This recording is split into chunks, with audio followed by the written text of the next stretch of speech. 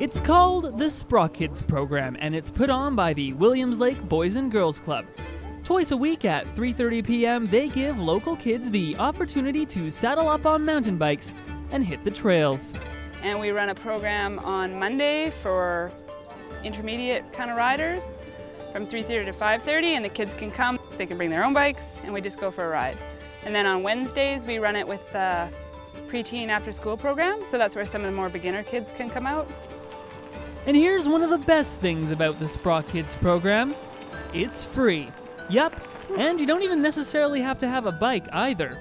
I think there's a Sprockids program in BC. I think it started on the island somewhere.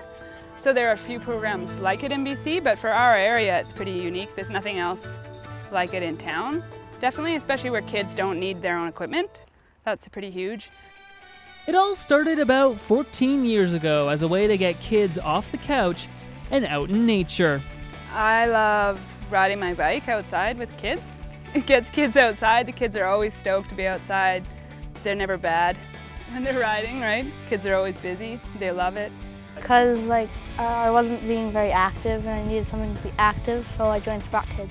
Do you ride your bike often beforehand? No, I didn't really have a bike. Favorite thing is just being with the kids and watching them grow and ride. Their riding abilities are just amazing. A program like this is, of course, perfect for a place like Williams Lake because of all the great trails we have on offer. Well, we do snakes and ladders, but they're only allowed to do snakes because of all the stunts that are on ladders.